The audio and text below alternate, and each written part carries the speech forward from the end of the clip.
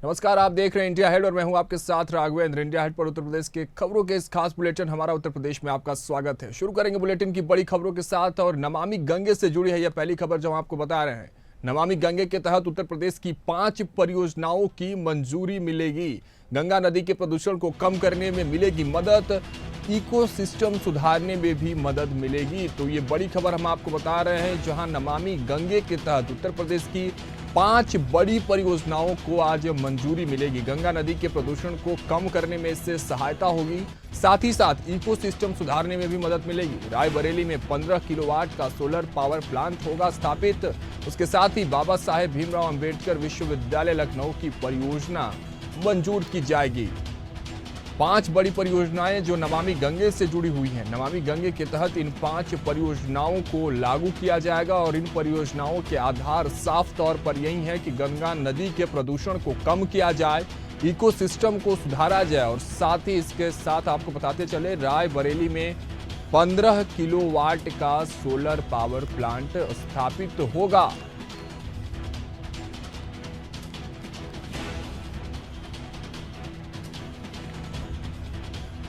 तो ये खबर हम आपको उत्तर प्रदेश से बता रहे हैं, जहां नमामि गंगे के तहत उत्तर प्रदेश की 5 परियोजनाओं को मंजूरी मिलेगी। गंगा नदी के प्रदूषण को कम करने में मदद मिलेगी। लगातार जिस तरह से नमामि गंगे के तहत गंगा नदी को साफ और स्वच्छ और निर्मल बनाने के लिए ये परियोजना प्रेरित करती रही है, इस पर काम होते आया है। इसी बीच इन 5 परियोजनाओं में ये भी एक प्रमुख आधार बनते नजर आएगा। आपको बता दें कि इकोसिस्टम पर भी इसका बड़ा इफेक्ट देखने को मिलेगा। पॉजिटिव इफेक्ट और पॉजिटिव इम्पैक्ट पड़ने के आसार है, क्योंकि इकोसिस्टम सुधारने में भी इससे मदद मिलने वाली है। रायबरेली में 15 किलोवाट का सोलर पावर प्लांट स्थापित होना है। इसके साथ ही बाबा साहेब भीमराव अंबेडकर विश्वविद्यालय लखनऊ की परियोजना को मंजूरी मिलेगी।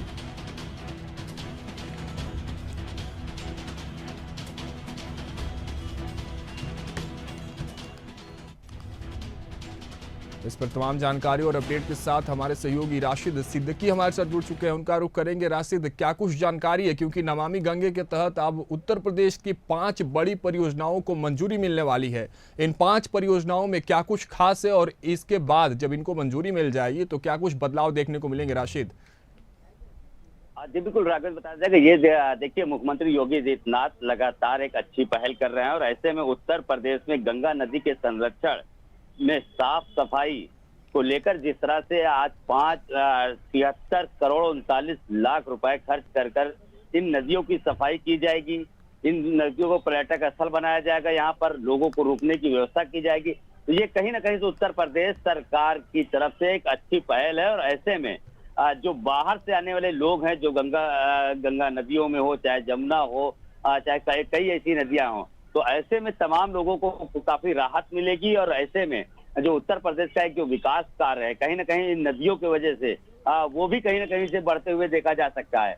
क्योंकि देखिए, कई बार हुआ है कि सफाई को लेकर कहीं ना कहीं से सरकारें थोड़ा सा कहीं ना कहीं कमजोर दिखती थी, लेकिन अब जिस तरह से मुख्यमंत्री योगी आदित्यनाथ लगातार अब इस कार्यक्रम का और इस तरह का जो शुभारंभ कर रहे हैं और इन नदियों को लेकर, साफ सफाई को लेकर जिस तरह से उन्होंने 73 करोड़ रुपए जो खर्च उन्होंने बजट जो पास किया है, तो कहीं ना कहीं से 5 नदियों को लेकर अब वो बेहतर होंगी और इससे आने वाले समय में इससे सरकार के साथ साथ में जनता को भी लाभ मिलेगा। देखिए राशिद, इसमें सिर्फ नदियों की बात नहीं है। हालांकि नमामि गंगे जिस तरह से जो इसका जो पूरा आधार है, इसमें छोटी नदियों को बड़ी नदियों के साथ जोड़ने, उनके साफ सफाई और स्वच्छता की बात तो है, लेकिन एक इस परियोजना में एक महत्वपूर्ण बिंदु यह भी है कि रायबरेली में 15 किलोवाट का सोलर पावर प्लांट लगना है। इस पर भी चाहते हैं कि हमारे दर्शकों को आप संक्षिप्त में बताएं और साथ ही बाबा साहेब भीमराव अंबेडकर विश्वविद्यालय लखनऊ की जो परियोजना है इसके विषय में जानकारी दे। राशिद जी बिल्कुल, देखिए रायबरेली में कहीं ना कहीं से लगातार पूर्व में कई बार देखा गया है, वहां की जनता को जिस तरह से सोलर पैनल लगाने की बात चल रही है। देखिए, कहीं ना कहीं तो वहां के अभी भी कुछ गांव ऐसे हैं जो कि बेहद पिछड़े तबके के हैं। वहां पर जिस तरह से सोलर प्लांट जो लगाने का जो प्रयास है मुख्यमंत्री का, ये कहीं ना कहीं एक सराहनीय कदम होगा, क्योंकि भविष्य में वहां पर इस तरह की चीजें न हो पाना। हालांकि लगातार वहां पर देखिए, कांग्रेस हमेशा वहां पर हावी रही हो, चाहे वो सोनिया गांधी रही हो और चाहे वो राहुल गांधी रहे हो, न कभी सांसद नीति से कुछ वहां पर हो पाया, ना ही तो विधायक नीति से। और कांग्रेस को लेकर तमाम दावे लोग करते थे, लेकिन अब जिस तरह से जो मुख्यमंत्री योगी आदित्यनाथ की ये पहल है, कहीं ना कहीं से रायबरेली जनता के लिए, कहीं ना कहीं से वहां के लोगों के लिए एक राहत भरी है, क्योंकि वहां पर काफी समस्याएं थी जनताओं के बीच में रायबरेली के अंदर। तो ऐसे में जिस तरह से जो देखा गया है कि रायबरेली में ये सोलर प्लांट लगाने के बाद जिस तरह से अब कहीं ना कहीं वहां की जनता के लिए एक राहत भरी खबर है। चलिए, कुल मिलाजुलाकर यानी नमामि गंगे के तहत जो 5 ये परियोजना है वो जनता की राहत की बात करेगी, इकोसिस्टम की बात करेगी, नदियों की स्वच्छता की बात करेगी। राशिद, हमारे साथ बने रहिएगा, पुनः आपका रुख करेंगे। ये खबर हम आपको लखनऊ से बता रहे थे, जहां नमामि गंगे के तहत उत्तर प्रदेश की 5 परियोजनाओं की मंजूरी मिलने वाली है। गंगा नदी के प्रदूषण को कम करने में मदद मिलेगी, उसके साथ ही इकोसिस्टम सुधारने में भी मदद मिलेगा।